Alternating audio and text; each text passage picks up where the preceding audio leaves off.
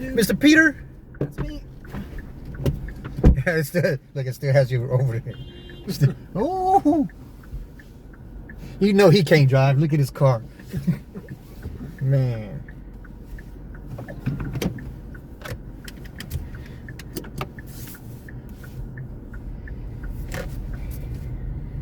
Well, I live in San Antonio, so I get to go home. Nice. But I have a few more hours left, but I guess I'll just do the rest over there. I'm picking up my car from a car dealership. Oh, yeah? It closes at 7 o'clock. Oh, so you need me to step on it? We get there by 7, I'll give you a $50 tip. Oh, well.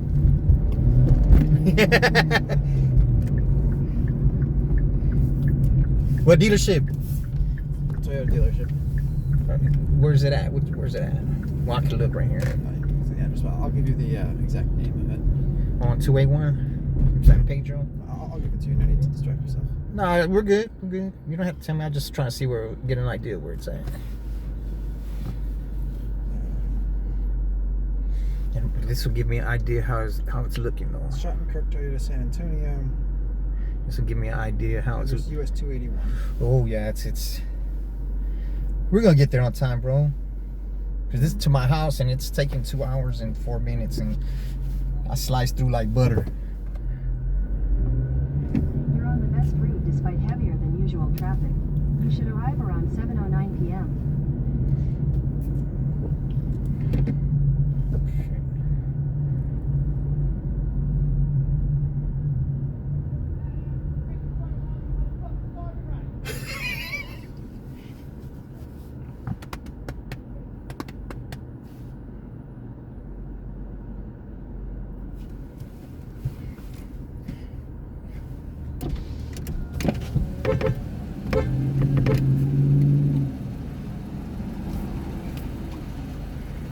Yeah, people over here are nice, man. You don't cut them off. Just ask, and they'll let you get in. Yes.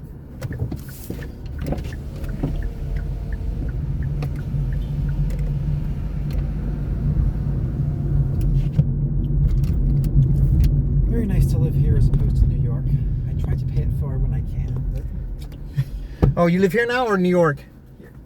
used to live in New York. Oh yes, yeah, no, New York's crazy, man. Didn't experience the driving culture there much because I didn't get to drive much because you can't really own a car in the city. Yeah, it's to park costs more than the car. Yeah.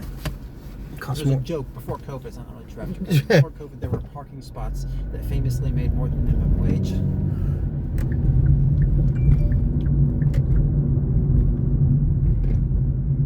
I'm sure there's some jerk New Yorker who at some point went to some McDonald's employee and said this parking spot is more valuable than you. Yeah, there's space is a premium, Oh yeah. especially in the middle of New York City.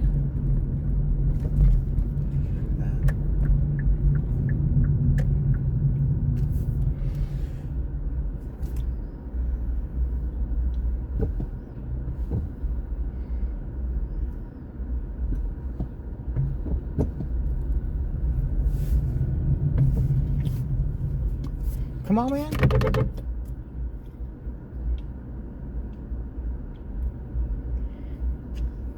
Panic to avoid blocking the I don't know. roads. They play games. We can play games too. We can play games Just, too. A collision will delay us. No, I've been driving for a while, so I can tell you're very good at it. yeah. It's like, were you ever in New York as a cabbie, maybe? Nah. Nah. Now the car would smell, right? I actually didn't have. I mean, everything smells better in Texas. You know, this is sort of a pervasive New York scent, which is not wonderful. But other than that, cabs weren't good. How about the vanilla trees? You like these? You like the smell in here? I mean, the air freshener is not bad. Yeah, everybody uses black ice. I don't know why. I don't even know how it smells.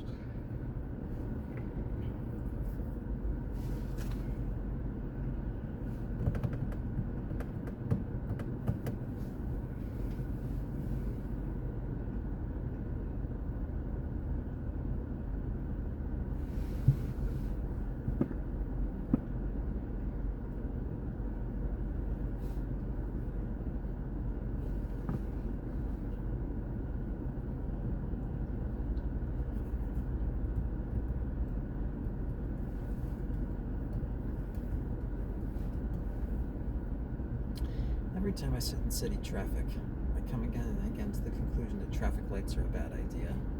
You know what? They should have already had. They got smart cars and autonomous vehicles. They can't make a smart traffic light.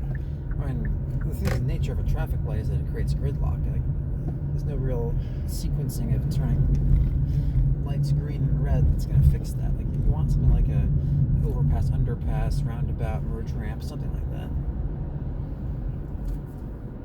What are these people waiting for? Eventually, you'll be able to sneak through the gas station. Yeah, that's what I'm gonna. I'm parking like king. But somebody got killed right here. Last. How'd that happen? I don't know. I passed by and I just saw the yellow tape. And then I looked in the news the next day and somebody. Yeah. The door was open. The car door was still open and.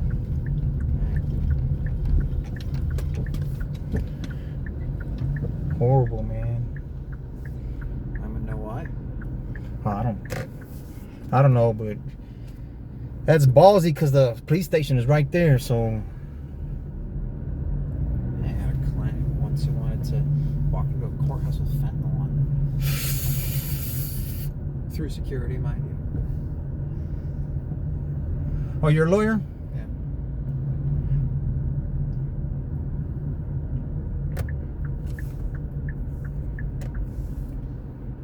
I am a lawyer. So what school did you go? For law school? Yeah. NYU. NYU, New York. That's why I spent so much time in New York. I took all the places that would accept me when I applied to schools. And for 3 shots running, every one of them was in New York. I applied to the first set of stuff out of undergrad and was dragged down by my early years in high school, contaminating my transcript. Best school that took me was RPI up in Troy near Albany. So where are you originally from? Born in Michigan. Raised in Maryland. Last 10 years in New York, family is either from France, Italy, Netherlands, or some Native American tribe that used to live in Connecticut. So, if you can tell me where I'm from, that would be appreciated. Well, I'm from Texas, so That's a much better origin story. yeah, born and raised in Texas.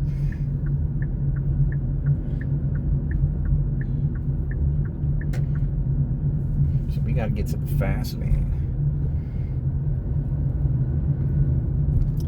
Be appreciated, of course.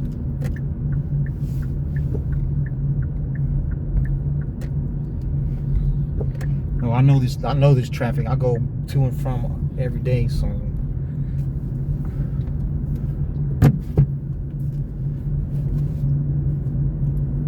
Glad I got someone from San Antonio to ride. Usually Uber drivers are very unhappy when they find they want to go between cities. I rarely Uber between cities, but because my car got disabled in San Antonio, I've needed to do that multiple times. Yeah, well, they should have taken the ride if they don't want it. I've been told that Uber doesn't display for you where the ride's going.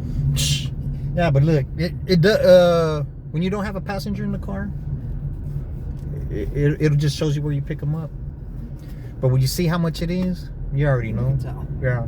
And then I just look at the location. I didn't see exactly where it went, but I looked at the location. It said San Antonio. So I was like, oh, I'll take the ride because I'll go back home. It'll save me at least an hour from going home, you know.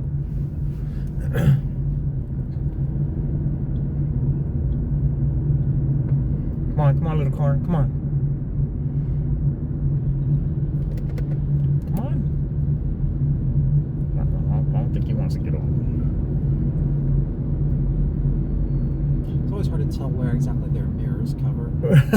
So I want to let people in, but I don't want to sit in their blind spot, because I know when people sit in my blind spot, it really annoys me because I can't tell whether they're accelerating into the gap that I want to merge into or Yeah. they're braking, and I should wait for them to see it.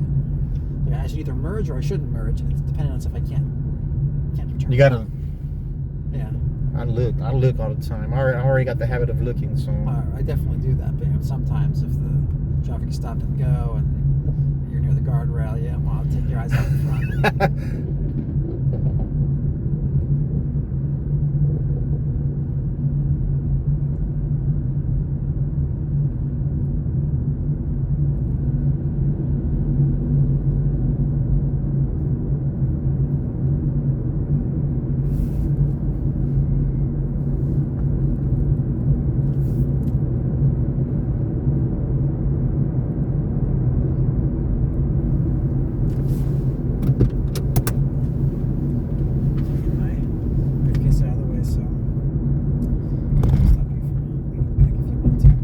Good, sir.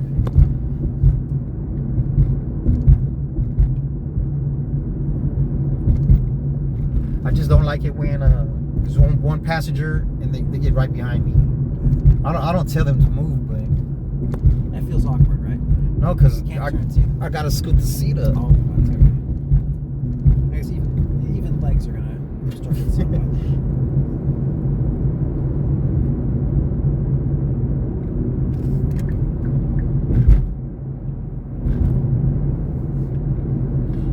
Someone comes to bring me an Uber, I always have this impulse, like, I should get in the front. Like, there are only two people here. It's it's disrespectful for me to sit behind the person, but then it's driving Miss Daisy. I don't mind passengers getting in the front, but some drivers don't like it, especially females. Are not gonna like it.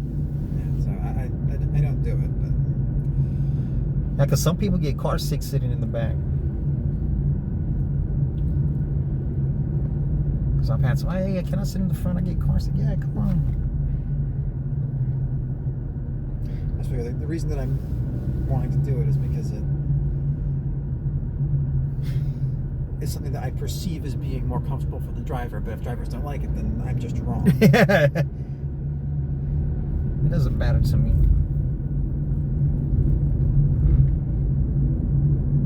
Because if they have 3 or 4 people, I'll ask them if they want. Of course, if they have 4, somebody's got to get in the front. But if there's 3, I don't just make them all cram in the back. Like, somebody can get in the front.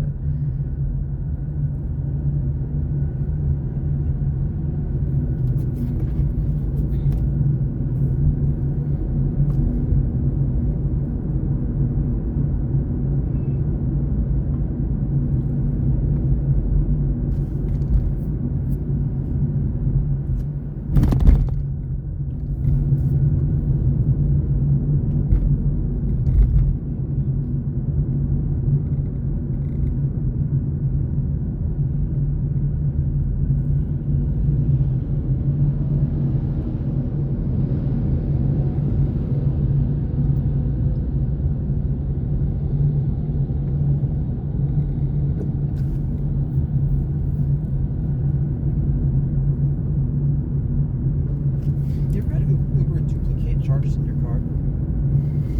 I rarely catch the Uber, but nah, I haven't had them. I wouldn't be surprised. But one time I went to go pick somebody up at the Audi dealership.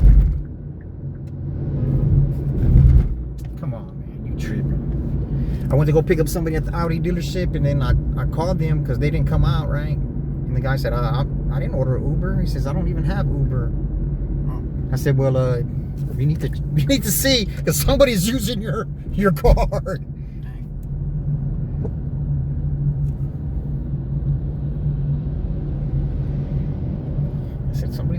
card, so you need to find out. Because I was expecting him just to walk out of the dealership and.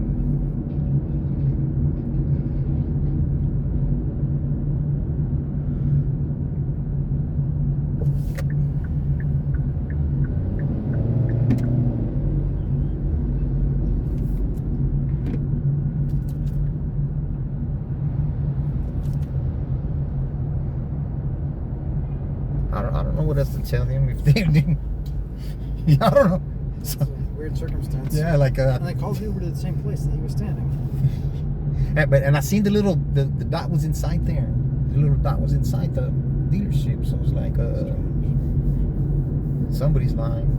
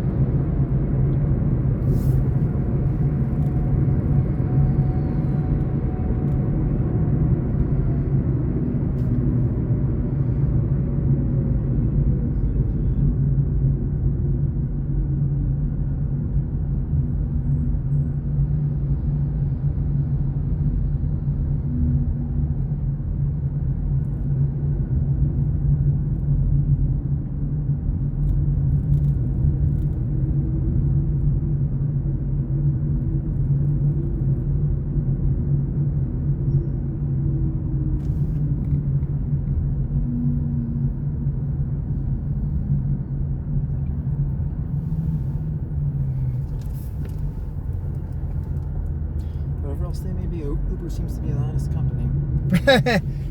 Probably not to us. They're not honest with us. I say that because the duplicated transactions actually are canceled on Uber's end according to their app, and we'll be seeing a different tune in a day or two if they reverse that. Okay. I thought you said that. Well, I guess you did confirm they don't tell you where you're going. Yeah. Now, if you're on a ride, Pretty scummy. if you're on a ride, it won't show you on the map, but it'll show you the address and all that. But that's why when I looked, it said San Antonio. Now, if it would have said Waco or something, I wouldn't have taken Also, it. they do give you the address. Okay. Yeah, they gave the address. The criticism that I've heard from drivers is that they take like 60% of the payment as a fee. They were at 40 for a little while. Then they jumped it up to 50. They were even going up to 51. But this past week, it's I don't know. Something has to be wrong. Something's going on because it was 6%. I know that's bogus. Check it out.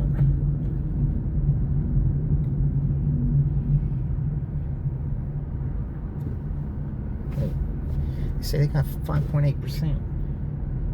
It's usually close to 50%. Okay, but this does not up to 100%. This is 67. Yeah, but see, this is what is allowed right here. Look. An estimated commercial auto insurance and operation. Oh, okay. So this is like what you would expect. Yeah, that's BS. No way in Hades is that correct. Well, But you're talking about this right here, right?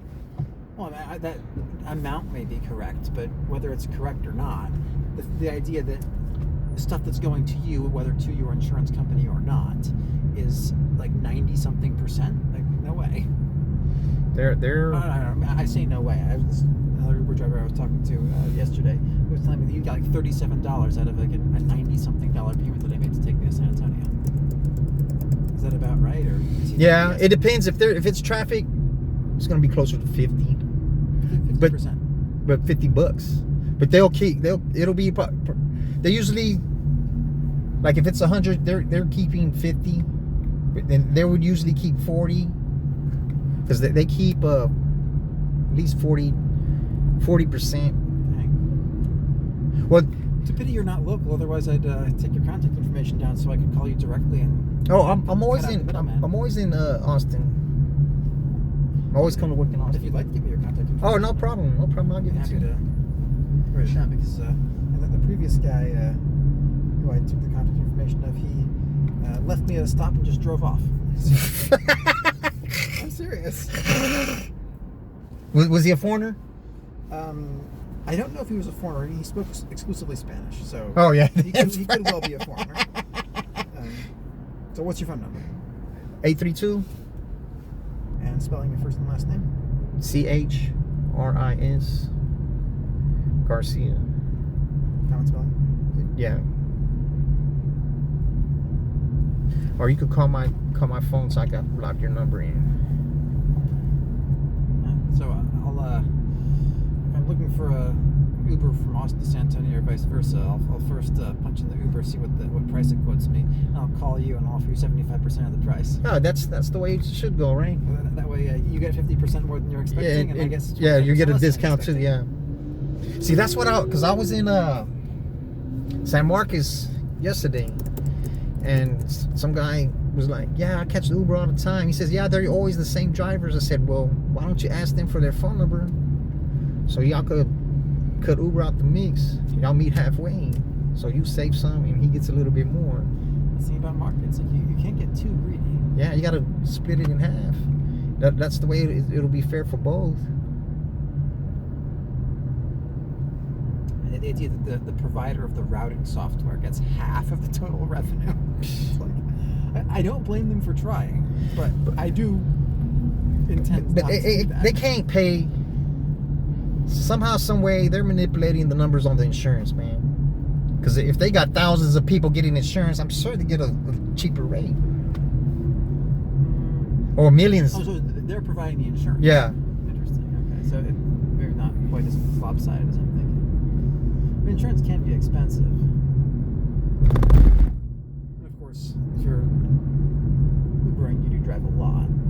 Yeah, I've been in some collisions, so it just comes with it, you know. And you can't avoid it forever. Like, really, who gets a collision who doesn't have most of the luck?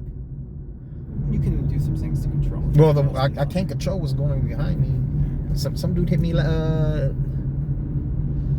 Thursdays ago on 35 going that way. Then I had a passenger in the car, and I got out.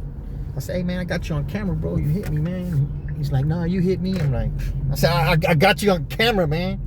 And he started rah, like he tried to intimidate me. I guess because come to find out he didn't have insurance,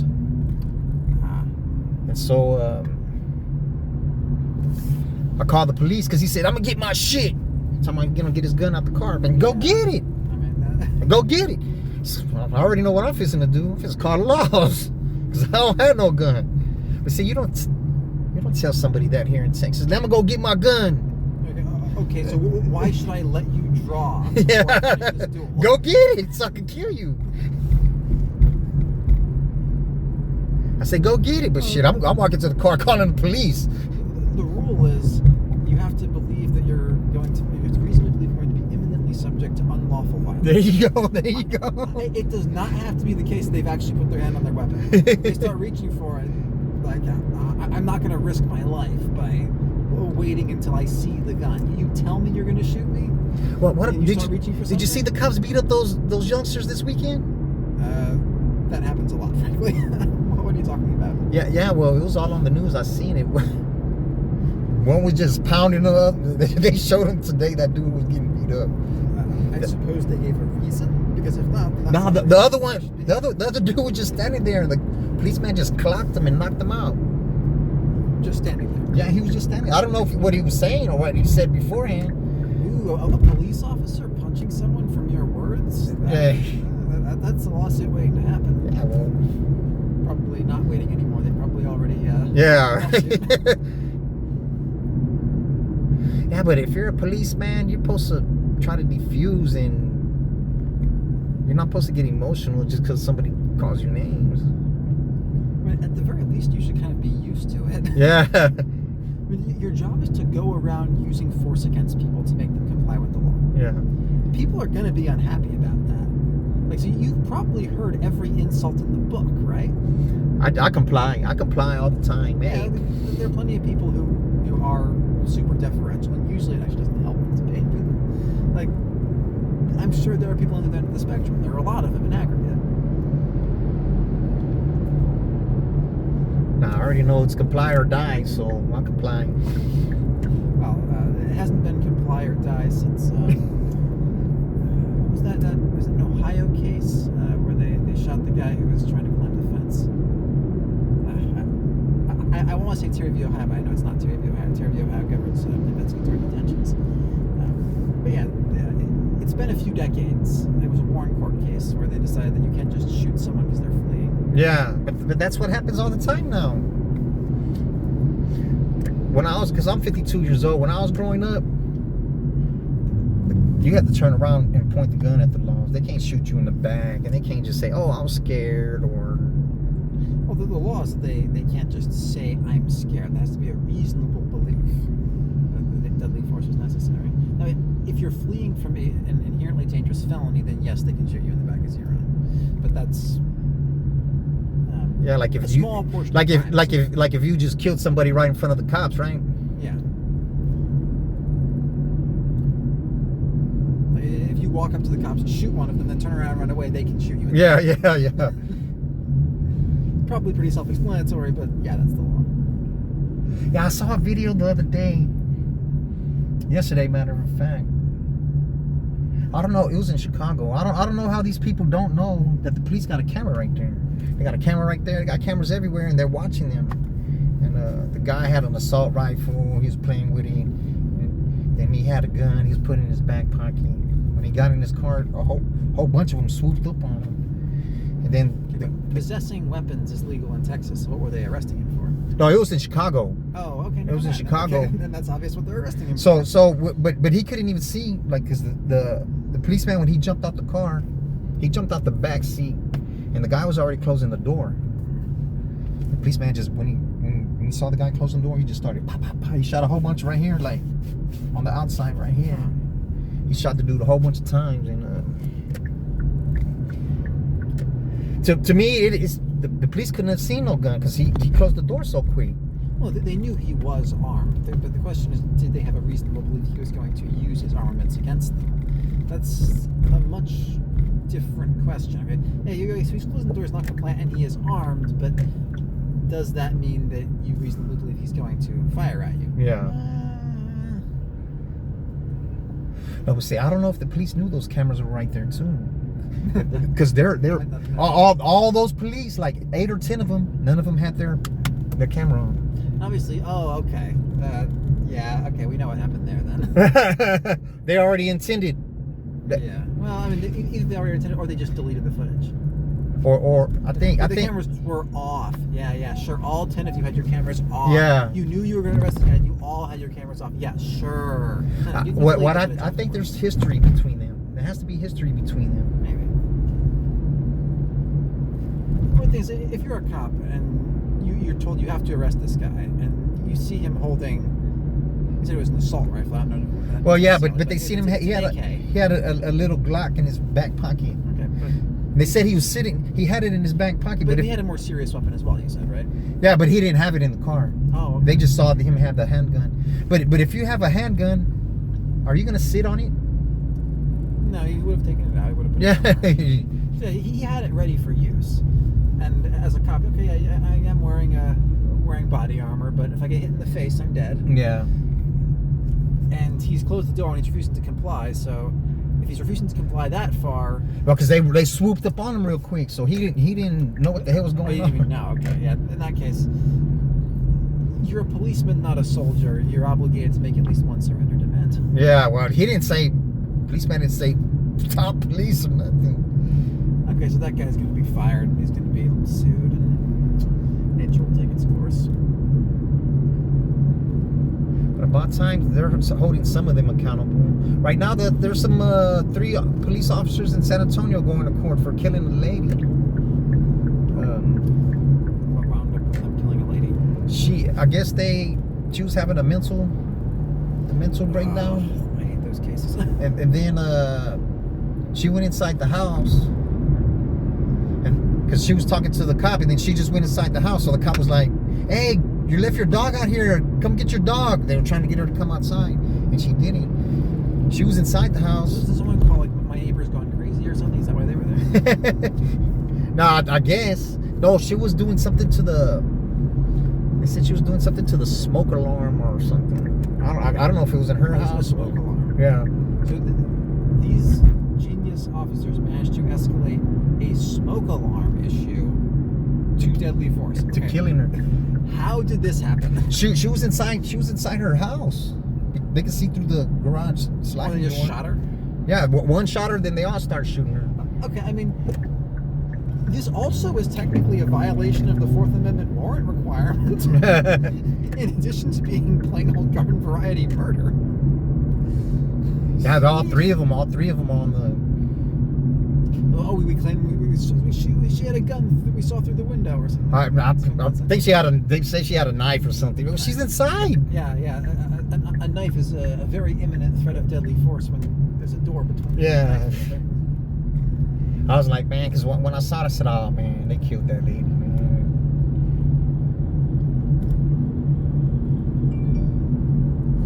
It's a problem when you have people who aren't in possession of their rational faculties. Like, well, what do you do as an officer? You don't want to kill someone just like for an ordinary criminal. You say, okay, stop, or I'm going to assume you're going to resist, and I'm going to shoot you. Yeah. And like we're in a situation where you can't escape. We've blocked your car in. This is a reasonable assumption on my part, and it's reasonable for you to know that I would believe this. So if you don't, then surrender. We all know what we're doing now. But if the person is crazy, Yeah. and they can't process that, then the meeting of the minds doesn't exist there. It's like, on one hand, I don't want the officer to have to take greater risk just because the person's crazy. But on the other hand, it isn't really fair to just shoot them out of hand because they don't behave rationally. When you know that They need help. necessarily behaving irrationally because they're trying to hurt someone. They're just nuts. Yeah, they're mental. Man, but I'm not gonna lie, man. It'll be too hard to be a police officer. I wouldn't want to be a police officer for no amount of money. Not for enough money. No, I don't. And they're targets. I saw those signing bonuses they were offering to sign with ICE. All the crap ICE is getting into in the news. Like, apparently Oh, ICE man. have now gotten themselves shot because of this stupid masks and don't announce their police policy. It's like they just abduct people off the streets and then Yeah. they're surprised when some of them shoot them. Like, Yeah. no shit, Sherlock. Sorry, I think they made that curse. New York mouth coming in. Man, they're detaining Americans too, man. Yeah, Fortunately, they've all been released quickly so far, but I look very much askance at them whenever they. Okay, like you couldn't figure out how to like check someone's ID. This is really that hard. Well, you can tell by the way they talk. By the way, ICE talks. You can tell what. No, like you can tell by the way the person talks if they're from here or not. If they're from here, you know they're from here. They don't have the accent. I don't know. Because there are a lot of people who were raised by first-generation immigrants. And they still have a little bit of accent, A right? little bit of accent. And also, a lot of people who are naturalized. Like my grandparents came over from the Netherlands, and they spoke with some pretty distinct Dutch accents their whole lives. Well, I can't quite say that yet. My grandmother's still alive, so she may lose the accent in her last few years, I guess. But my grandfather had a Dutch accent right until the day he died. Like if you see someone that they're speaking Spanish, they're speaking with a heavy accent that you'd expect someone from Guatemala to have or something like that, then okay, yeah, probably they're not American. Yeah. But probably. If they then say that they're an American In English, right? in English, if they then say that I'm an American, check my ID, you should check their ID. Yeah. This isn't that hard.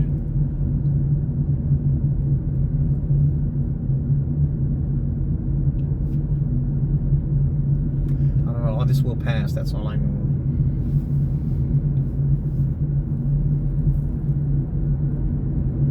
But it's the kids are gonna have to fix everything. The up and coming generation is gonna have to fix everything. Well, that's dark thought. There's some good kids. I'm telling you, I've met some good kids, man. I say kids because I'm 52. You know, some kids. I went to Columbia for undergrad. I studied alongside the crop of future, I guess, current activists. I was not encouraged by what I saw.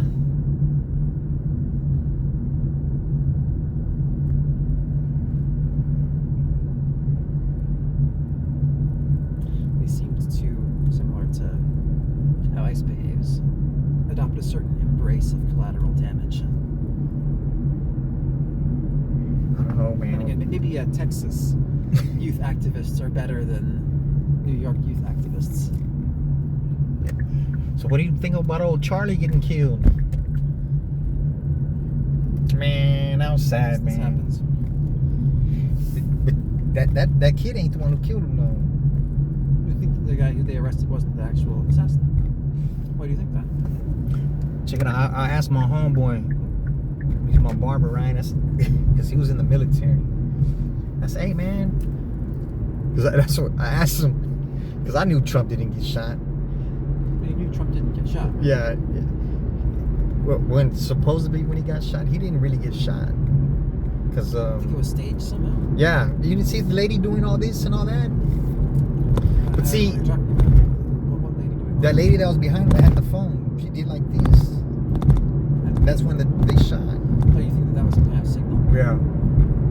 But The thing that makes me at least presumptively discount the idea that the Trump assassination was staged is that the bullet was so close to a lethal position that if you're staging it, like, don't you like go for a shot in the arm or something which you know isn't going to kill you if they're off by a little bit?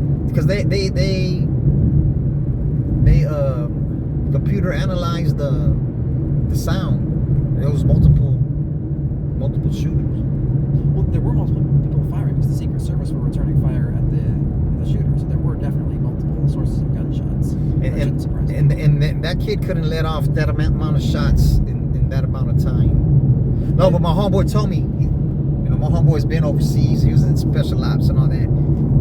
I said, hey, man, you think Trump really got shot? He started laughing. He said, you think so? I said, nah. And he said, man, if that bullet comes that close to your head right there, it's ripping all that shit off. It's ripping all that off. I don't remember it being a very big rifle round. I'm pretty sure that's wrong, but I don't know. Yeah, but the velocity itself. Like, he's talking about the shock wave of the bullet. Like, you get a grazing hit, like just the pure contact isn't going to be that big. So And then Charlie Kirk supposedly got shot with a 30-06. It would have blew his whole neck apart. But I don't know what the wound looked like, so I'm not sure. Well, my homeboy, he showed me a video. The 30-06 is a powerful weapon, so I'd expect it with a big wound. Yeah. There's a dude standing, like, you know, Charlie's right here, and he's standing to the right of him. He got his hand under his armpit. He's holding onto the gun. He shoots him when he's not looking. Unless you think there was someone who shot him close by with a pistol. Yeah. And then this kid comes in and confesses. Well, he's some kind of fall guy or something. Who knows? But when he jumped off the roof, he didn't have the gun. I left the gun there, right? No, they found it in the woods. But when he jumped off the roof, he didn't have the gun. Well, that would seem to be a glaring contradiction in the evidence. We'll have a trial soon, so this will come out. If that's the case. But see, that right there, that helped Trump get the sympathy vote, man. Oh, definitely. I mean, Trump's one of the few people where if you killed him, it probably would hurt his movement because he's so personalist.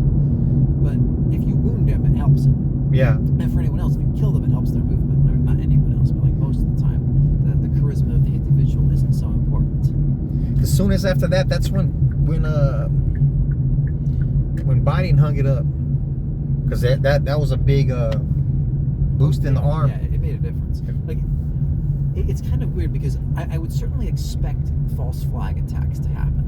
Like, it makes sense to me that people would either assassinate their own political speakers or take shots at their own politicians in ways that they knew wouldn't kill I them. know they couldn't have got him for speeding. Yeah, I don't think so. Though, the 100 feet signal before lane change probably hit people for a lot. Yeah, the reason that the Trump thing doesn't seem like that to me is because it just came so close to killing him. Like, no matter how you look at it, it's a really improbable event. Like, no one is such a good shot that they can blow someone's ear off without having a very. Well, it didn't even bleed. It only bled for what? How many minutes or seconds? Because when he came, slightly exaggerate the nature of the wound, but you get my point. Yeah, because he blood doesn't dry that fast. It's not going to stop bleeding that quick. I would bet that if I gave you a pistol right here and told you to try to shoot my ear and not kill me, you would either miss with the pistol shot or you would give me a mortal wound. Yeah. Even from this distance, it's just such a tiny target.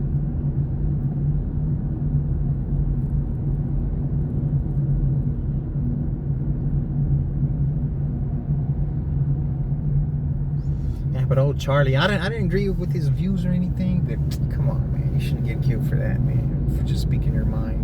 And to get killed in front of your wife and kids, man, come on.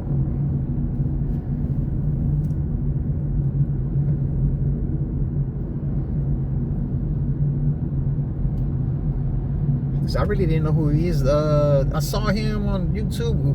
But the only reason why I saw it, because somebody asked him who was the GOAT. Michael Jordan or LeBron. So that's the only reason why I watched it. I actually didn't. I do watch a lot of political YouTube, but I did not watch that many Charlie Kirk videos. I just didn't find him as interesting, to be honest. And some of those kids was tearing his ass up in those debates. And I didn't watch enough of him to really know who won the debates that he had. But I do very much endorse the, go out to a campus where you know that the students are generally against you and have debates with people. It sounds like a good thing to do. I mean, I don't know how good a job he did of it. He was good. But some of those kids were better though, man. But plus, he didn't have any college education, so. Didn't he? But if it wasn't for him, and if it wasn't for Elon, Trump wouldn't have won. I think Charlie Kirk made the difference. Yeah. I mean, Elon I can see just because of the amount of money, but Charlie Kirk, he's kind of an influencer who. He's the young conservative vote. The young conservative vote he got. I'm sure it helps. For me, the conservatives, I'm more familiar with people like Ben Shapiro, Stephen Crowder, people like that. We're less familiar with Charlie Kirk's influence. he's a guy who, you know, he approached politics the right way. I don't really know what a lot of his views are. I've had a shotgun. Male chauvinistic views he has. I've had a shotgun blast of Charlie Kirk is the nicest, sweetest person who never all, you know, peace, love your neighbor kind of guy, and then Charlie Kirk was some kind of horrible racist something or other. I don't really know. Probably neither of those things are really true. He probably said some things can be interpreted in multiple ways. People interpret them according to their priors.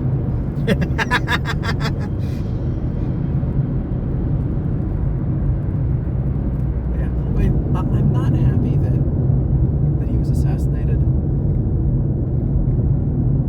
I don't see this as likely to cause more assassinations. Nah. Like, I think that in general, the political fallout from this was highly negative to the people who did it, or to the side of the person who did it. So, and if it turns out that it is done by someone else and they get caught, then it's going to be negative for them. So I don't think anyone's going to do more assassinations to imitate this, because if you kill someone and they just get replaced by someone else who's of the same ideology, then... What you think about Luigi? You think they follow Luigi all the way through with those cameras? Luigi is the guy who killed the CEO in New York. Yeah, the United Healthcare. I actually don't know a lot about that case. I know that for a while they were trying to charge him with terrorism, which never made sense. They've finally gotten around to it. You know, let's charge the murderer with murder rather than terrorism, interstate trafficking of firearms, RICO violation. Like, you just take the list of things that prosecutors like charging people with, and just throw it at the guy. It's like, the guy shot someone in broad daylight. Like, you think about just charging him with murder? Yeah. It's like these. But he had mask and all that. It's hard to. You really couldn't see who he was. But they said they followed him with the cameras all the way to his house in Pennsylvania. You can't get terrorism charge either then. All the way back to his house. Yeah. That seems suspicious. How they? I know they got access to cameras, but he was riding a e-bike. He rode an e-bike out of there. Whoever it was. I don't know, but he was a vigilante, and America was going for his ass too. Vigilante? Did he accuse the guy he killed of some crime? Well, I thought he just didn't like his business practices. well, that's because I think he was sick and they didn't help him out. I think that's what Okay, so what the root of it was. His healthcare coverage got denied. Or Yeah. something. Yeah, there you go.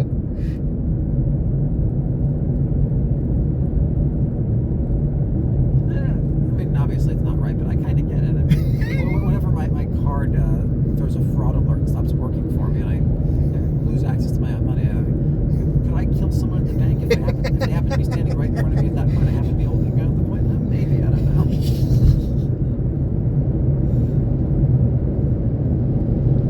It sure is annoying when a service that you pay for doesn't behave like you thought it would.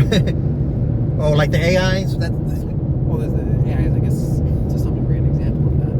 But I can imagine it's even worse if you thought your health insurance covered something. Now you have like $10,000 worth of bills you were going to have. Like, I can see people really ticked off about that. Obviously, it doesn't mean you should murder someone. I can. Like, it falls into the category of. I'm not saying it's right. I'm saying I understand. Yeah.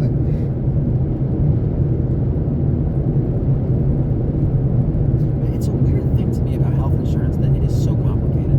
Yeah, I get why it can be made complicated, but I don't get why it is made complicated.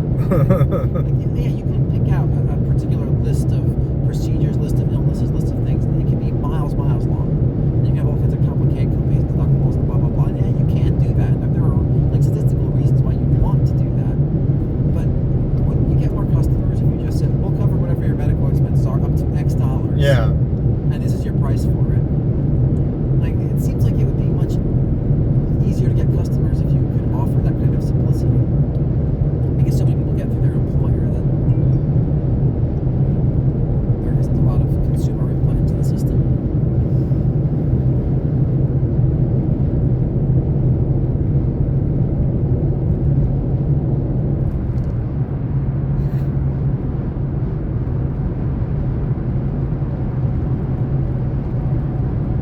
what you think about the AI stuff going on?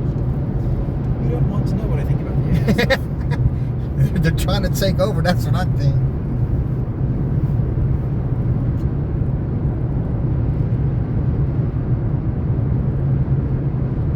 Oh, yeah, we're running some good time already.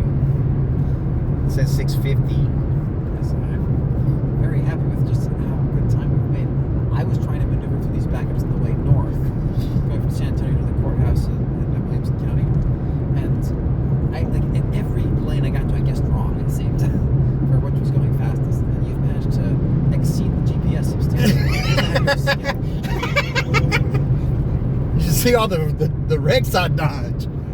I can't dodge all of them, but I surprise myself sometimes. In happier technological news, did you see the rocket launch recently? Nah, I was asleep. It was yesterday, last night, right? Yes, last night. Well, it was yesterday. I just got finished work and I saw a live stream that just ended about the rocket launch. It didn't blow up, did it? He sent out some Starlink, right? It blew up at the planned point. Okay. It flew correctly. There were some Starlink dummy modules that were deployed, but they weren't actually put in orbit. Okay. They fell down to Earth with the Starship. I don't know. I don't like Elon.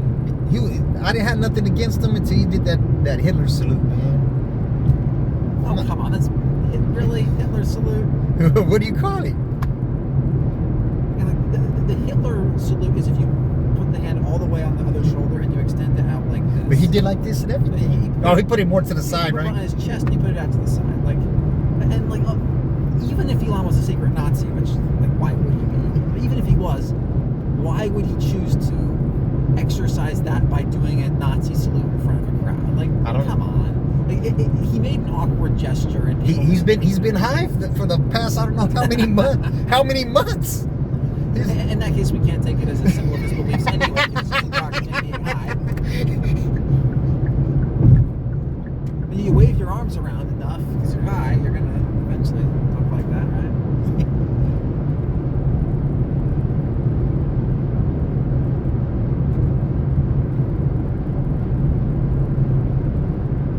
Everything about Elon, I'm very happy about the work he's doing to take us back to space. Yeah, those space shuttles wasn't gonna do it anymore. The space shuttle wasn't an awful idea, it just didn't have enough volume. We didn't launch enough of them to really work out all the kinks. And it was always a kind of difficult system. Because you had the boosters to the side rather than below the vehicle, you couldn't really boost clear if it blew up. Yeah. So it was always a little bit of a death trap.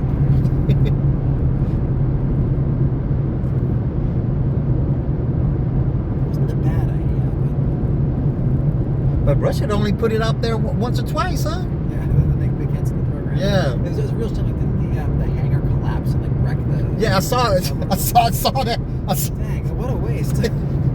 Their space shuttles were still in the shed or the hangar. Oh man.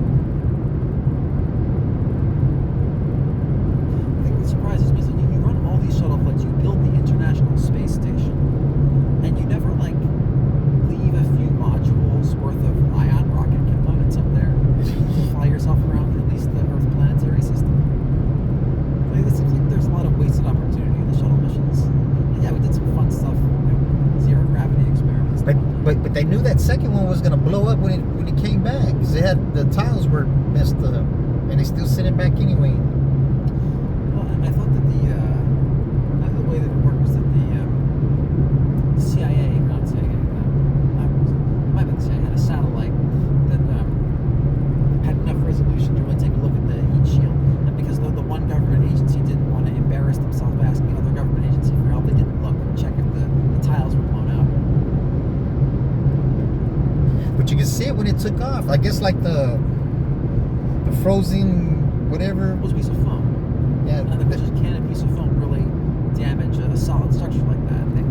No, it can never. That's impossible. And then they did it in the wind tunnel. And, oh, yeah. Yeah, it's going 1,000 miles an hour. I mean, it's not going that fast at that point in the flight. I actually shared the surprise when I saw that it could do that. It's like, really? I mean, hey, if that's what happens, that's what happens. Like, it's falling off a skyscraper effectively, and the skyscraper Hey, so what do you think about the Rainy Ripper, Rainy River. the Ladybird Lake Killer? Okay, I know nothing about the Ladybird Lake Killer. You're the second person who's asked me about this. What is the Ladybird Lake Killer? Who is the Ladybird Lake Killer? They don't know who it is. So there- is this a murderer who's dropped bodies in Ladybird Lake? Yeah, that's what the word is going. So how do they know they're all bodies from the same killer then? I don't know. The police and all that, they're denying it. There's a whole bunch of bodies turning up in Houston. So the police don't think there's a killer. They just- Yeah, they're either saying that so they won't startle the people, or they're trying to throw the killer off. I don't know. So these bodies, like, are they evidently murdered, like stab wounds or something? I think drowned. Or drowned. I think So there's could be people who die in like boating accidents. In theory, I'm not sure that's the case. or they're pushed over the bridge, or. But they said he was targeting gay guys from 25 to 35, something like that. Okay, that's a strange targeting demographic. Yeah, and so so everybody's thinking, oh, he's another gay guy, But one day I had some. So did they've ID'd the people they found in their social media profiles and I already know you just go for it. Yeah, but it's multiple people. It's I think it's like 30 people. 30 people they done found washed up in that lake. Huh. All drowned. No, it's all. I don't think they let it all out. Exactly how they all died. But I had all gay men, 25 to 35. yeah, because there were some homeless people too. So because it's a lot of people, man, and But I'm thinking, okay, boating accidents, suicides. There are all kinds of reasons why people can wind up dead in Ladybird Lake. Obviously, someone killing people is not out of the question by any stretch of the imagination. Yeah. But but trying to find out where the proof pointing in that direction is. I had some females last year, right? I gave them a ride, and right when they all went to college. They're a little bit older than me, and I don't know if this one particular one. She was sitting in the front. She if she was a professor or a student at which college, I don't know. But she said that in their class that they did a profile on the killer. Really? Yeah. So I'm all ears, right? All you know is that this demographic categorization of his No, victims they- actually profiling. They know more than what I guess is putting out there. Yeah, and then she said that they think it's a lady. They think it's a woman killer. I'm like, what? I said how? Like that. I don't know. She didn't break it all the way down, but I said, how she's gonna drag the body to the water? Well, if she throws them off the bridge, then that would answer the question.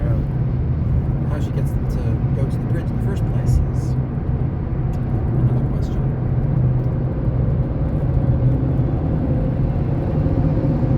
But yeah, there's a lot of people coming up dead in Houston, and they're finding them in the bayou over there. I think 6 in the past month or something like that. And the same thing over there. Oh, there's no serial killer over here. But even assuming these people were murdered, why do we think it's all the same killers? Yeah. Okay, so you're a murderer. You've killed someone for whatever reason. I don't know. Maybe they denied you your health care coverage. Okay, they're dead, and you need to dispose of the body. Well, there's a body of water over there. You can throw them there. Disposing of a body's hard. Yeah. Throwing him in a lake seems like it's going to hide him to some degree. Well, it helps get rid of some of the evidence. Yeah, they rot, be facilitated by water. Yeah. Gets rid of the DNA evidence that's on the outside of the skin.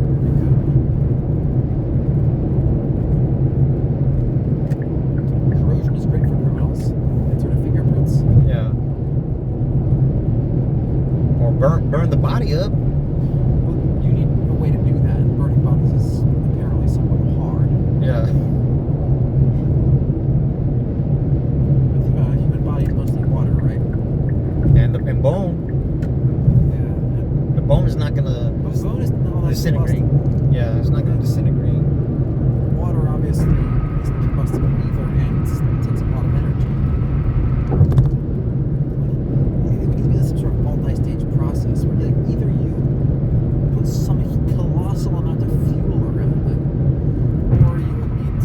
somehow dehydrate the body, which time would do eventually, but if you have time, then destroying the body isn't urgent. So, I don't know. Disposing of a body if you kill someone is hard. Yeah, for sure. You gotta bury him. That's the best way. Yeah, it's, And you gotta bury him at least 6. you want to bury him, you want to bury him somewhere that you're not connected to. Yeah, for sure. It's almost a question of if you murder someone, do you really want to bother destroying the body? It depends on how you did it, of course, but like if you shoot someone, let's say you're smart enough to do it with a ghost gun, so there's no like ballistic fingerprint they can look for on the bullet. Okay, they're dead. People are going to see that they were shot, but they won't know that you were the one who did it necessarily. Now you can hang around the body for a while trying to dispose of it. And then you fired a gun, so there's a gunshot that was heard there. If you stab them, they scream. Like there's going to be some noise. Yeah. Like, do you really want to hang out in the crime scene long enough to destroy the body, or do you just want to book it? So you gotta strangle them so they don't make the noise. That can work. Of course, if you do it with your hands, you're just leaving fingerprint evidence. Yeah. Like ligature strangulation, which we talk a lot about in my job because a lot of our cases are strangulation accusations with little evidence. Yeah. It's like you have a fight usually between intimate partners, and then he strangled me. Okay, well, maybe he did, maybe he didn't. We can't see the evidence here because there aren't really any marks on you. Yeah. That was one of those particular strangulation techniques that doesn't leave marks. Okay?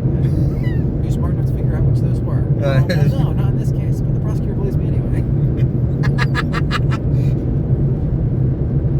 That stuff happens quite a bit. But So did you do cases more than just in Austin? Austin, San Antonio, Hays County, Bastrop County, Williamson County. We used to do them in Comal too, but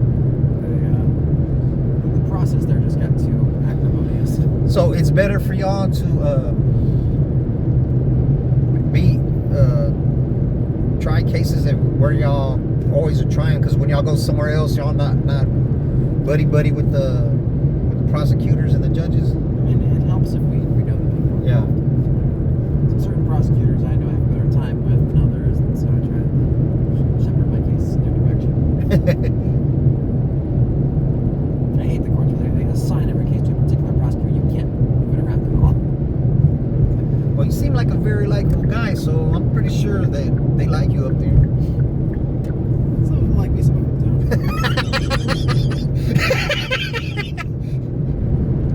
I guess that's fair. You don't want everybody to like you, because that means you're a cop-out lawyer, not a trial lawyer, right? Yeah, I had this guy who I'm doing a trial against in San Antonio, and I don't really know what this guy's problem is. He just doesn't respond to my emails. So here's all the reasons you should dismiss this case, and I didn't get a no, this is why, or even just a no, I just got no response. Okay. So, like, are you just someone who wants to get some trial experience? Because at this point, that's my primary theory. I could use it too. The guy's not gonna get some crazy long sentence if he gets convicted. So, and he wants a trial anyway. So, I'm happy to do this trial.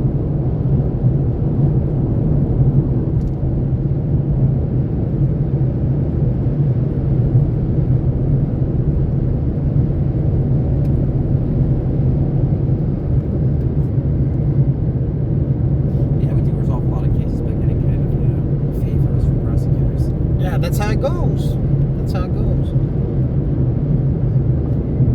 Traffic on your route is slower than usual. You should reach your destination by 6:59 p.m. What? I'm not going to say too much. But that's my house. That's to my house.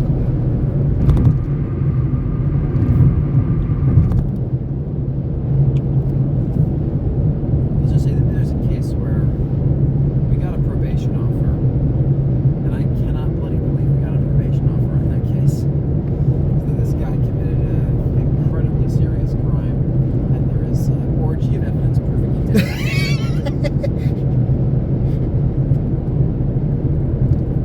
Orgy of evidence. That's the first time I heard that. You didn't watch the Jack Reacher movie? The what? You didn't watch the Jack Reacher movie? Yeah, I've seen them, but I sporadically. There's like what that's what Tom Cruise, right? Yeah. The one where he describes the crime scene as an orgy of evidence.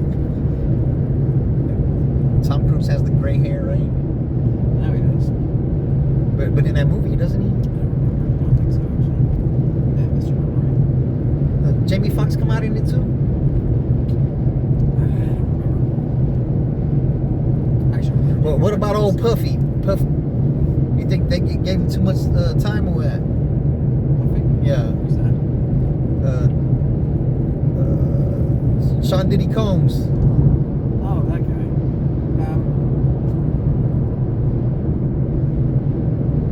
He was guilty of prostitution. Yeah. And the RICO case was kind of nonsense because there was only one guy. And the testimony, I didn't actually watch it, one of my colleagues did. The testimony didn't really reveal any evidence of coercion of any kind. So, did they slap him with a higher prostitution sentence? Just Yeah, because, they did, right? Because they couldn't get him on the other stuff. yeah, maybe. It's hard to say. Because they were saying that people usually get like 2 years for that. And it's a federal charge too, right? Yeah. So that means they'll actually serve it day for day. No parole. Which, I don't know. Isn't it 85% federal? Close enough. Like a state person, you can be out a 30-year sentence and you ask for parole. Yeah, if it's not 3G.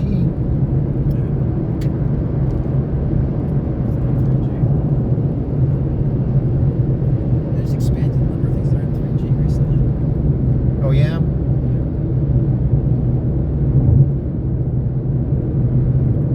It's talking in there. Which sounds like a perfectly reasonable thing to do until you realize that multiple harassments is stalking. They write these laws stupidly overbroadly. It's like the assault with bodily injury, family violence, it applies to roommates. It's like, okay, and maybe even co-tenants. So you get in a fight with someone from your same housing development. It's the same townhouse. Now suddenly it's family violence, and you can never get an expunged from your record. Man, some girl hit me the other day, man. Some girl hit me probably not even about a month ago. The neighbor's daughter. Right? And you, One of the relatives spit on me. I heard. She spit like a cotton mouth on my arm. It was barely a little bit. I'm like, I was on the phone with the dispatch because they had their music loud at 4 in the morning. And I'm like, okay, that's the origin of the dispute. Okay. yeah, because they had the. They were blaring music. You called the police for. No, I went over there. Hey, they didn't like it. They're already all drunk already. I just had woke up and I heard all that music. I told my little brother, "Hey man, go over there and tell him to turn that shit down, man." Because he's cool with him, you know. Here's a question for you. Yeah. Just your guess. What percentage of assault cases are ones in which the defendant is drunk? At least 80. It's almost all of them. So you're right. The number of people who get into fights when they're sober is actually quite small. Yeah. Yeah, then you're trying to fight somebody, you're drunk, you're gonna get beat up.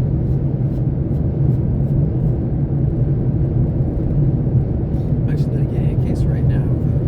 The person who got drunk and picked a fight lost and then decided to press charges. Yeah, I don't want to press charges on them because it's going to look weak of me pressing charges on a girl, you know. But if I would have spit on her or if I would have hit her, it would have been a whole different story. Yeah. But I never hit a woman in my life, so that didn't even come across my mind. But then she started talking shit the other day too. That's why I big slapped you. I'm like, so that. Oh, dude, hey, get a button camera, record her saying that, and give that to She the- messaged me apologizing that she hit me. Well, in that case, she's lucky you don't say that's the. Yeah, I'm like, I don't want to. You apologize over text message. What an idiot. Yeah, she's. Well, here, let me create some evidence of my crime. But see, I know her dad. You know, I'm cool with the dad, man, and That's the only reason. That's really. It's just a slap. The punishment in law for a slap is much worse than a slap. It's many, many times worse. So I certainly understand and very much approve of the clemency that you show in that regard. Well, she hit me. I didn't even feel it. It didn't even leave a mark. That's good. Yeah, because then she started trying to apologize, and I told my little brother, I said, I don't want to hear it, man. There's no apologizing for that. I said, what if I would have hit her, I could hit her with the left hand and not even with the 25%. It's going to do some damage. But like I said, I never hit a woman, so that ain't even... You can't always be looking for equality. Yeah. It's you're never going to be unhappy. You hit me, and then I want to inflict the same consequence. What happened if I hit you? How about we inflict consequences that are proportional to the harm done? Yeah, that's why I was like, it didn't do nothing. But she's talking that shit, man. I'm like, I just talk that shit back. Well, weirdly, she's giving you a great gift by hitting you. Yeah. Not doing any harm, because now if she ever tries to mess with you again, you have this weapon that you can use. But do you really want to mess with me? Do you really want to hit me? Because I'm going to hit you now, bitch. You really want to do all this? All I have to do is send these text messages to the police. Yeah, because that's what I told her. I said, you keep it up, I'm going to go ahead and press charges. Go ahead. I'm like, I'm not, though. If you say that, there's a certain amount of pressure on my trigger finger that will eventually lock the hammer back. Then one of my friends was telling me get some money out of them. I said, man, they ain't got no money, man. That actually would be illegal. In Texas, there's no blackmail statute. You cannot be prosecuted for blackmailing someone, but you can be prosecuted for stealing from them, including by blackmail. So if you ask for money, then that could actually get you in trouble. Yeah, I don't even. Then you'd be handing them a weapon. Yeah. You don't ask for money. Nah, I'm not. They don't have no money. Okay, well, there's that too.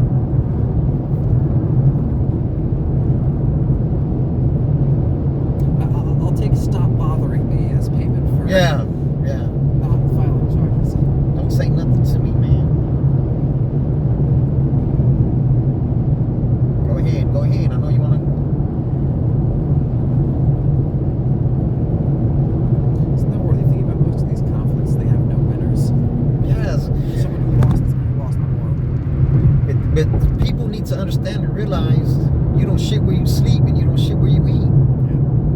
Yeah. Exactly. You need to do a certain amount to establish deterrence effectively. Yeah. You don't cause problems where you live. You don't cause problems where you make your money. And then it's gonna affect all that. You have a woman though who's physically aggressive, who's giving you problems. Okay, you have this piece of evidence. I don't want to use this against you. Yeah. But the problem is that my arsenal consists of record annihilation on one side and nothing on the other. If you keep pushing me every time, there's a I have to have a chance of using this, or I have no deterrence. So please become sane before you become a criminal. Yeah. And that was the reason why I told my little brother go over there, man, because he's cool with them. Because I've gotten into it with her before with words, and come on, you're in your 20s, man. I'm not gonna let you talk shit to me. I don't care what age you are, truthfully, but Some people just got to middle school and stopped maturing. yeah. Yeah, but that girl's already has problems because we can hear straight through the wall. She always argues and fights with all the little dudes that she gets, It's just naturally pugnacious. Bipolar schizo or some shit.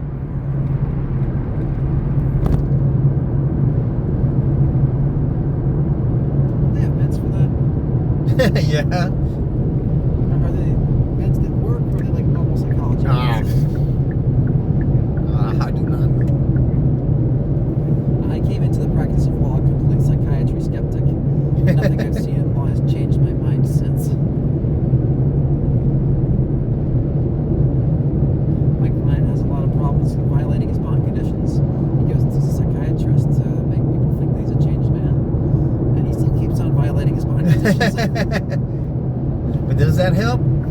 the psychiatrist to vouch for you or what? Well, yeah, that's the thing. As far as I'm concerned, psychiatrists are fake paper. But hey, they're a form of evidence. It's evidence I don't believe. My personal beliefs will get in the way of representing my clients.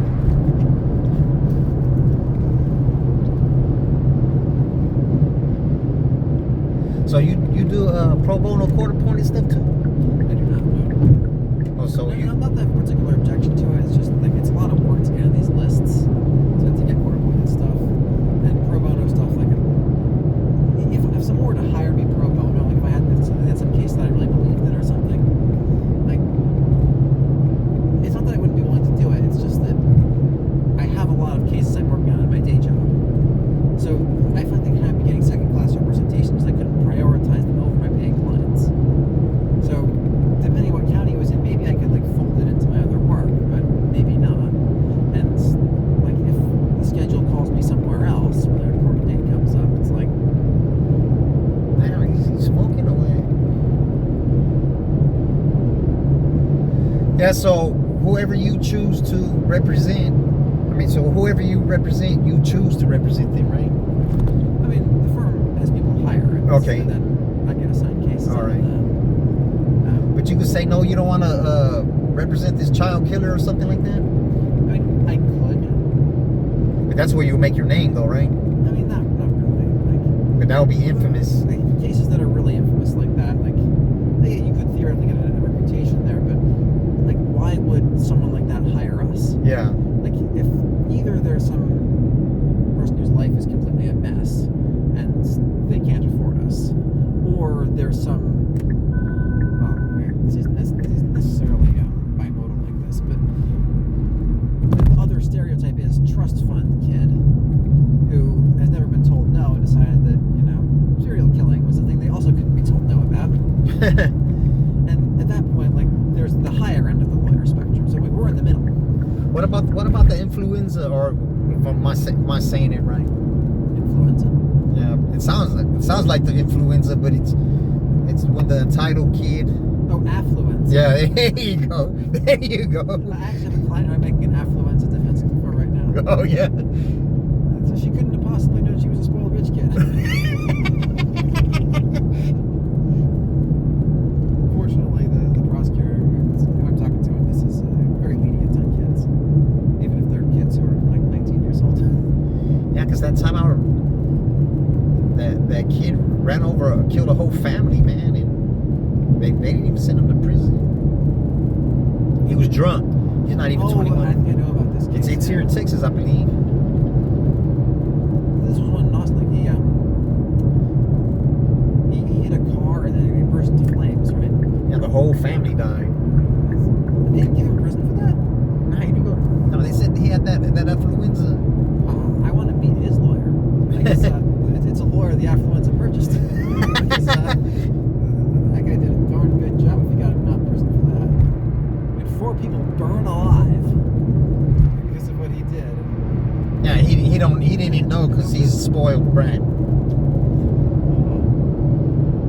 a darn good lawyer. Listen, on one hand, I get it. Because the people who commit these intoxicated homicides, they don't mean to, like in the most complete sense of the term. Like, if they had known that their actions would result in death like this, they would not have taken it. There's no question about that. Like, and so what you're doing is you're punishing people for the result of what they did, when really they had no idea it was coming.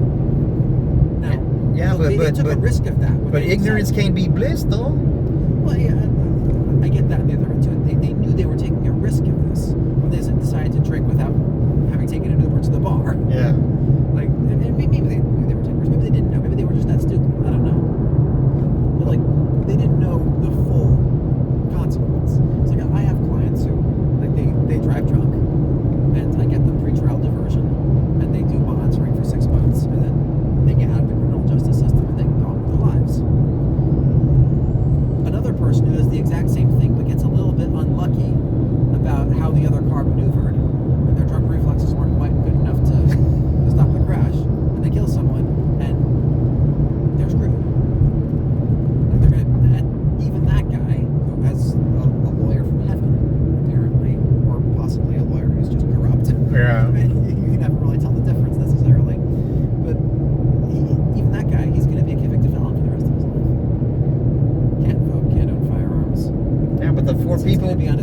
more people he killed, you can't vote either. Oh yeah, like, I'm not saying it's unjust. Yeah. I'm just saying like that guy is screwed, and he's screwed, and he's not morally different from the people who get to walk away. He's just different in luck. Now you can argue that on one side. The thing is, we have to punish this at some point. Like we have to either punish the back end, like when it goes bad, and do that severely, or we have to punish the front end. And we can be more lenient there. But we have to punish even the people who don't cause any harm. That's what they're doing to drunk drivers now, right? And we decided to do both. We decided to punish on both ends. That doesn't seem right to me, but I get the argument for at least one. It's like if you are drinking and driving, you are creating a hazard. Yeah, And other people shouldn't have to deal with the hazard. Now, the thing is, people get into car crashes, even fatal car crashes, even when they aren't drunk. Yeah. So it's not like those people would have been alive if he wasn't drunk necessarily. Like it's an element of intoxicated manslaughter that it has to be caused by the drunkenness. Yeah. But that's a very low bar. It's hard to adjudicate. Like there's a case that I was familiar with a while back where a guy, he's driving along a two-lane road, one lane each direction, and he pulls out and goes around the car in front of him. It's illegal. You're not allowed to do that. People do it all the time. Like the car in front of him driving slowly, floor it, go around them. Okay, his bad luck and someone else's worse luck. The person was coming around the car at that time, and physics took its course. Yeah. And his car was built sturdily enough that he survived, and the other person's wasn't. He was drunk, and he was screwed, because the argument that everyone knew that they could make is he wouldn't have decided to make that dangerous maneuver if he were sober. Yeah. But we don't know that. Like a lot of people make that dangerous. A lot of people kill people making that dangerous maneuver when they're sober, and it is genuinely an accident. Like you can argue negligent homicide. You can argue. Well, what about the guy lots of death money from who them. killed those 5 people in that he was driving an 18-wheeler, hit those 17 cars? Not a drop of intoxicant in his system. Yeah, but you don't think? I don't know. They did a blood test. Yeah, but that's the thing. Amazon got their hand in it, though. Amazon. Yeah, because I think Amazon falsified the crime lab Well, reports from APD. he might throw some money on it or something. Because Amazon has their truck drivers kill people all the time. I don't say it's like they're dangerous truck drivers, but if you have a big enough fleet, there will be car accidents, people will die. It's an 18-wheeler, like that's a lot of mass moving at a significant speed. Like if that hits something, Yeah, but people are gonna die. they're hiring people who shouldn't even be driving an 18-wheeler. Okay, they also may be negligent, but even if they weren't negligent, they'd still have this happening. Yeah. It's not like it's a big reputational risk to them. It's just they wouldn't want to like make the wrongful death payout or something. And even then, like if the person's driving drunk, it's actually kind of good for Amazon, because if it's somehow Amazon's fault, like negligent training or something, then Amazon can be held liable. But if the person just decided to commit a crime, well then how is Amazon involved? Yeah. Unless they like knew this guy was a criminal, then they hired him anyway. Which like if it's his first time DWI, then most DWIs are first time DWIs. They would have no way of knowing, so they wouldn't be liable. So I don't see how Amazon would benefit trying to make it a non-DWI. If anything, they would benefit making it a DWI. All right. I just thought they would benefit because it'll be like a lesser charge. Well, that's really they just care about their employee that much. No, as Amazon and caring about their employees really exist in the same sentence. Amazon employs people who are there for the money, and they pay them exactly as much as they need to, so that they don't quit. Yeah. It's the old joke. Sometimes not a joke. It's an accurate description of many companies in the industry. So they pay us exactly enough to make us not quit, and we work exactly hard enough not to get fired. So it's a even medium. Everything's just been driven down to the level of verifiability, which is a kind of honest business. It's a kind of harsh honest business, but it's a kind of honest business on both ends.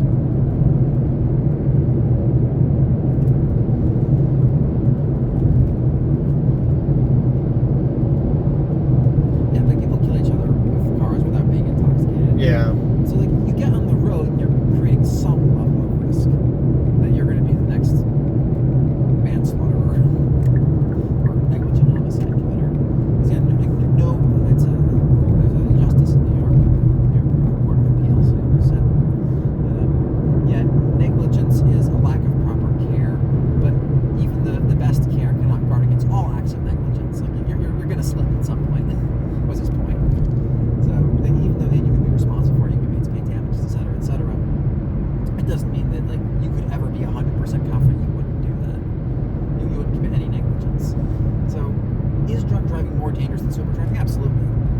it is Just driving is dangerous, Yeah, period. the driving is dangerous, period. So, are the drunk drivers really that much worse than the rest of us?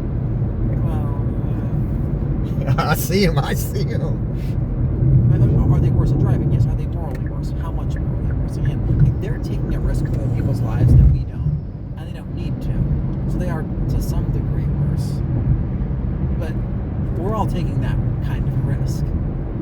And in aggregate, sober driving causes more fatalities than drunk driving. Because more people are Yeah, 'cause sober. more people are sober driving. The thing about drunk driving is that it really isn't all that dangerous. Like the vast majority of drunk drivers don't kill anyone. Yeah. And the majority of drunk drivers don't even have an accident. Like, you can drive drunk 20 times, you probably won't cause an accident.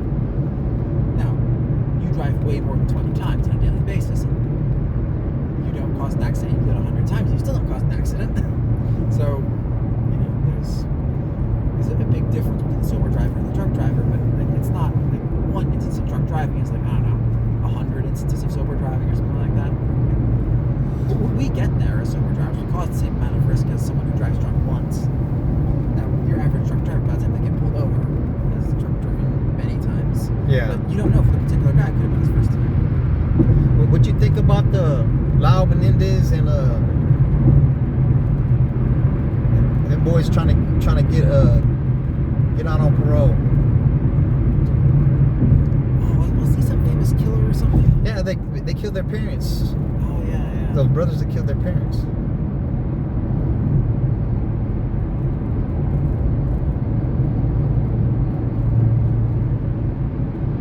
Where do you even start trying to decide if mercy should be available in cases? I think we should bring back penal battalions. We should do what the Russians do. You committed some really serious crime and you want a chance at redemption.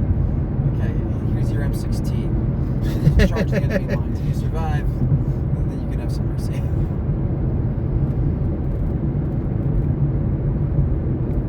I need to get all the way to the right. That's going to be the fast lane, and that's going to be the lane we need to exit. Because I'll ride in this right lane all the way till I came. Now, I'm joking to some extent there, but I really do think that the opinion of the person being punished should matter as far as what the punishment is, as far as how we rank the severity of punishments. You think so?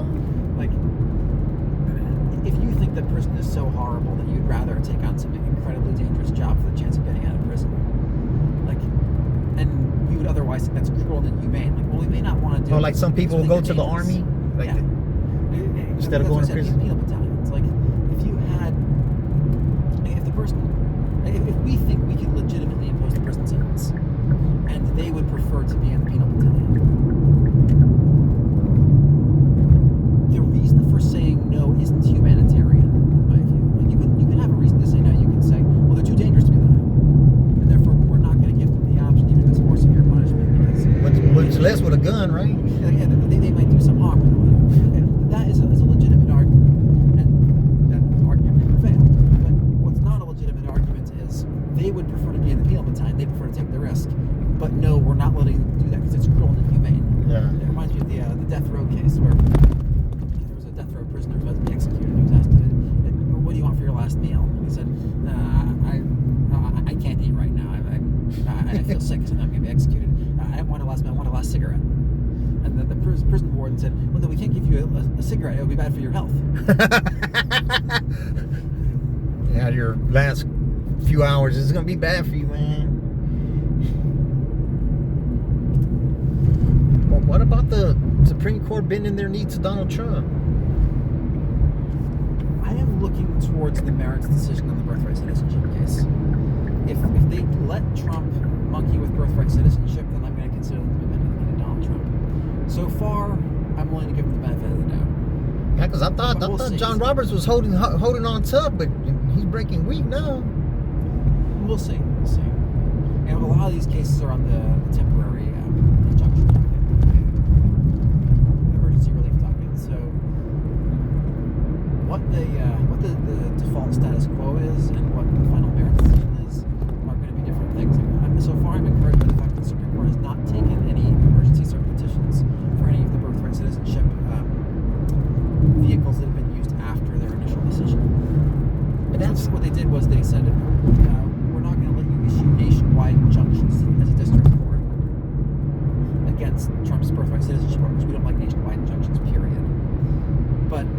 actions exist. Now there have been class actions that have been filed, and even very, very broad class actions, and there have been some injunctions that have been issued against the birth citizenship policy with respect to those particular cases in those classes. So I would expect that the fact that the Supreme Court hasn't intervened in those means that they're not going to save Trump's birthright citizenship order. So they're not even trying to hear it right now, huh? Yeah, which means that by default it doesn't go into effect. So Trump loses in the meantime. Man, don't get me wrong, man. Trump has some good ideas. He just doesn't know how to implement them, man. Yeah, obviously I don't know how you voted, but if you Oh, I vote Democrat.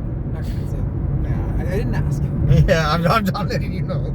But if you're someone who did vote for Trump and you expected the implementation to be much better, like you don't know how implementation works. It's like going back, Biden, Trump 1, Obama, Bush, like every single president, they implement much worse than their supporters thought they would. It's like it's nature of the beast. And then the guy is sitting on top of 20 plus levels of bureaucracy between him and anything happening on the ground. Like you think that even if you appointed some Nietzschean Ubermensch to that role, like he's not going to be able to make all that much of a difference as far as technical competence goes. My view of politicians, of presidents, of congressmen, is that essentially their intelligence, their personal skill of any kind is irrelevant. Because They're gift of gab. That's what it is. well, that's going to get them elected or not. Yeah. As far as who I'm going to vote for, like, the person could be extremely skilled, extremely smart, but even if they're dumb, like they're in high government, they're going to have people lined up to give them advice. Yeah. So they can just outsource their smart function to someone else. And as the president, they're going to have bureaucrats who are going to implement things for them. They're going to have enforcers. They're going to have all kinds of people in the executive branch who can be skilled, so they can outsource the skill function. Like, what does it matter who's in office? It matters what the priority at the top level is. It matters what are you willing to sacrifice? What costs are you going to inflict on the nation in order to get what goals accomplished? And do I agree with the goals being worth the costs? Because that's not a question of skill. Like you can't outsource that. Like Yeah. you have a million experts tell you, like, no, we think that your priorities should be different. You say, okay, I disagree with you. Now, I don't care how smart you are, you're starting from a different premise. You have a different goal than I do. And yeah, your advice is correct in support of that other goal, but I have a different goal. Like, for example, one could say, I care about curtailing illegal immigration more than I care about appropriate implementation of due process, more than I care about not vacuuming up any Americans, more than I care about humane treatment of detainees, more than I care about the rule of law with respect to people being thrown in prisons in El Salvador. Like, all these things are things that people have talked about, potential consequences, potential costs of Trump's immigration crackdown. And Trump has decided to prioritize getting the illegal immigrants out of the country over avoiding these costs. So for that reason, it matters that Trump is president. You can say that's good or that's bad, depending on your priorities. It's a voting numbers game. That's what that is. Well, of course. I mean, in order to get elected, your priorities need to appeal to enough people. I also think that people tend to get confused or tricked by a politician saying, I'm just going to be really smart. Trump said this in the 2016 campaign. He said, I'm not necessarily a tough guy, but I'm a smart guy. Because of that, I'm going to make all these great deals, and I'm going to do all these great things, and it's all going to be wonderful. And, like, if you voted for Trump believing that was going to happen, like, it's nonsense. Yeah. Like, that's not how it works. Like, okay, like Obama went to Harvard, but were all his policies brilliantly implemented? Like, no, we had the healthcare website debacle. Like, his personal skill, and both Trump and Obama have a degree of personal skill. And they're talkers, man. So they're talkers, but also, like, Trump ran this business, and Obama went to Harvard. Like, these people are not idiots. Yeah. And they have a degree of personal skill. You could argue more for one or the other, but it doesn't matter because they have other people with skill who will do the things that require skill for them.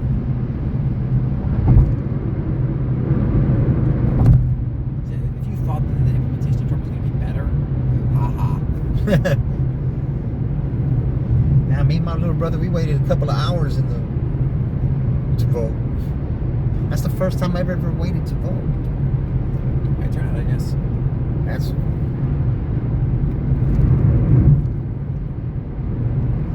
Yeah, I went to sleep about 10:30 that night. I was like, oh man. I've been lucky enough to be able to vote by mail.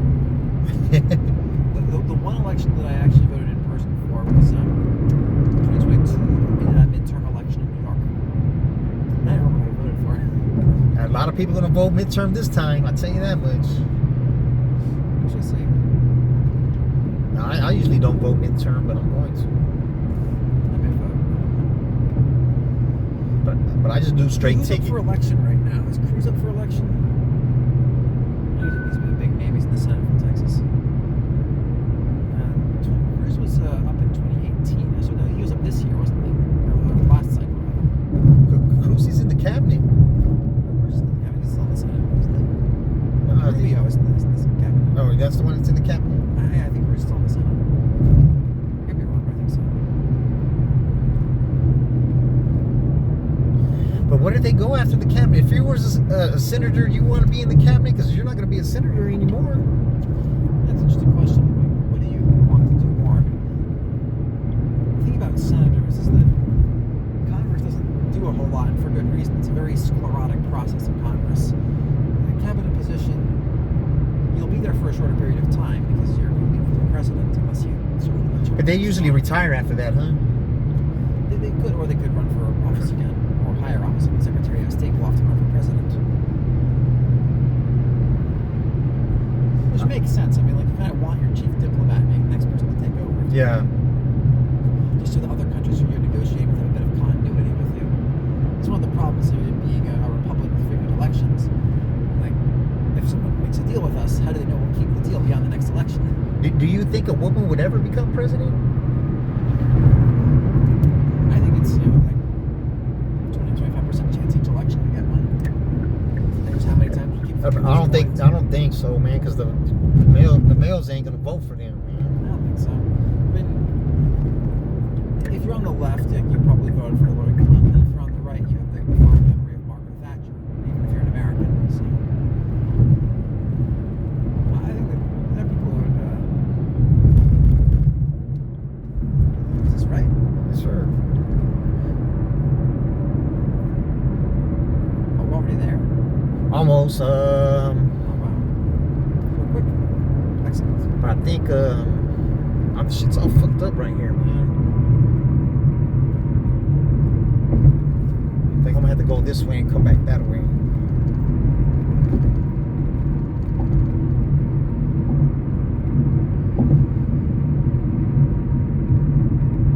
I think Hillary definitely could have won her election. I think that would have been possible.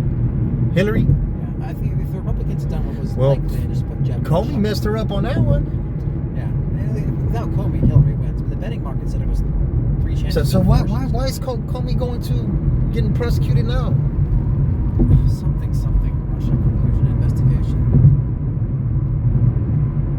I actually don't know what he's supposed to have done. But I guess the question is going to throw. Because even McCabe, he fired him before so he couldn't even get his pension, right? McCabe. Yeah, I don't know what's going to happen with him. I mean, I'm pretty sure that Comey is not going to see the inside of prison. Yeah. I'm not gonna lie. I look, even though Comey did that, I still think he was a stand-up guy, man. Comey's a very interesting guy. I mean, it's hard to say really what his deal was.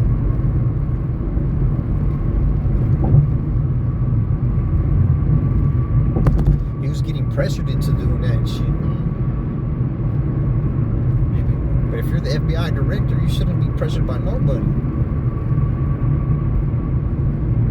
I'm sure some people would argue that's the problem, that it's a kind of independent source of power, disconnected from the electorate.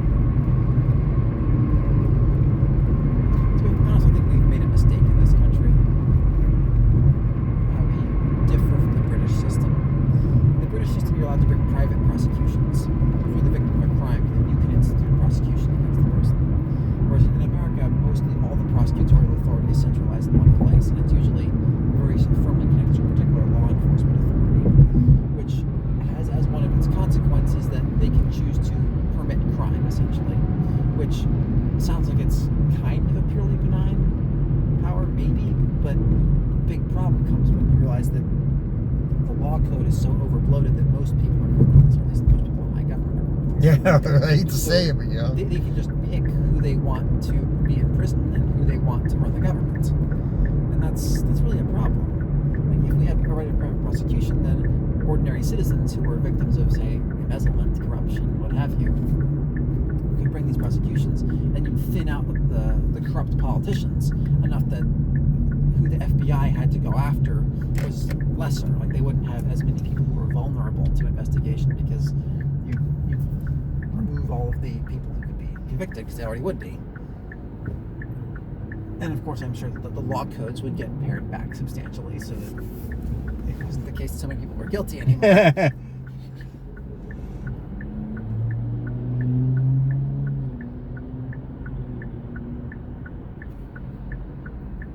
I just think that the power of the FBI, the power of the DOJ, it's too terrible to really be wielded in any way that's good. Yeah. By terrible, I don't mean like it's bad, it shouldn't exist. I mean terrible since it causes terror, and appropriately so.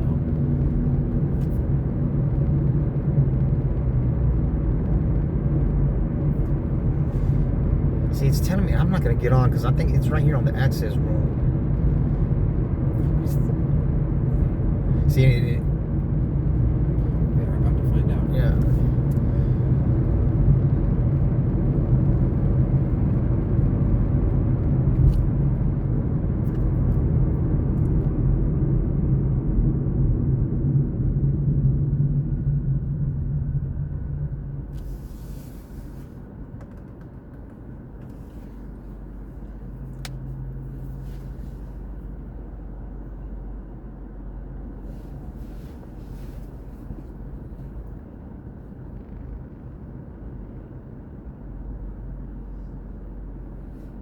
Yeah, I'm very much against the prosecution of Comey. One thing I am in favor of is the prosecution of Letitia James, the New York AG, because I'm against political prosecutions, and what's being retaliated for in that case is itself a political prosecution. So who's that? The Attorney General of New York? Yeah. About the mortgage fraud case against Trump, and now is being prosecuted for mortgage fraud by Trump. But he's I don't know, man. He's trying to take pages out of old Putin's book, man. Well, when journalists are falling off of balconies, I'll be concerned about that. Now, the things I'm worried about with Trump are substantially different. But he's going after his political rivals. He is. And that, the stuff that I'm most worried about is the free speech stuff, like the SEC threatening companies to make, or was it Jimmy Kimmel they wanted to get rid of? Yeah, man. Like, Man, Disney lost a lot of money behind that. yeah, that I am very, very concerned about. Less about Putin tactics. And the thing that I found most heartening about the entire second Trump administration is the bipartisan public outrage at that. The fact that it got walked back so quickly. Now, this is America. You do not get to use the power of the federal government to take your political opponents off the air. Like, no, that is not something that within our Republican system works. And Hegseth took a big ass bribe too, huh? Take a bribe. Yeah, he took a big. Was that 20 or 50,000? For what? I forgot what it was for, but I mean, for a Secretary of Defense, or now Secretary of War, you'd think that you need a much bigger bribe. yeah, then 20,000. 50,000. That's just a new car. I mean, come on, he's got Secretary of War. He's buying a new house. A new villa in another country or So something. is this A, not really a bribe, or B, just a guy who's super easy to bribe? Oh, they even showed him because they wanted to see if he included that amount on his tax return. Oh, it's one of those sting things they've been doing. So There was a member of the cabinet who took some money from an FBI sting operation. because if he didn't report it on his taxes, it means This is a tax fraud. Al Capone all over again. But it'll have to be under the next president. But do you think Vance got a chance to be the incumbent? It's possible. I don't know. A lot of people don't like that dude. Yeah, the successors never really work that well in American politics. Man, look at that car. The only example of someone who really won on the previous guy's momentum, I think, was HW. I think it lasted one term. But a lot of people who were Reagan Man, you know fans what? and Oh. for HW because he's Reagan's feet, but then no one liked him. Dub don't even see that bad anymore. Junior, you don't even see that. The one who's causing a risk to you always seems like the one that's a problem. The tyrannical presidents of the past always look great because you know that you survived them. I mean, I don't like the Bushes, to be honest. They're not my favorite politicians. Well, I like them because they're from Texas. I mean, okay. And look, maybe good guys, but bad presidents. Now, what time is it? 6:50. In that case, I give you a tip. And I'm going to give it to you in cash because I don't want Uber taking it. But just call. Here's 20. Yes, sir. Just call my number so I can block your number in. I know that you. I have a 10 right here. I need to make that out of other bills. Okay. 1, 2, 5s. Yeah, it helps that I always come this route, right? Hang on. The lesser drivers would have still been back there. You earned it. Yes, sir. Have a good rest of your Just day. call my number so I can have your number. I can lock it in. I will do so. Yes, sir. Have a good one, Mr. Peter. You too. Yes, sir. Appreciate you, and I enjoyed the conversation. Likewise. All right.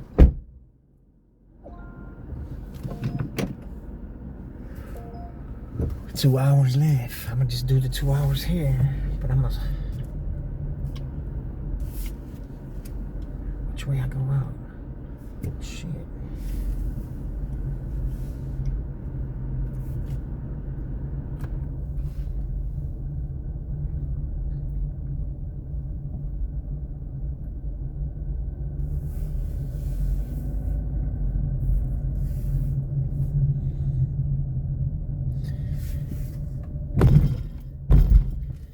New clip, y'all.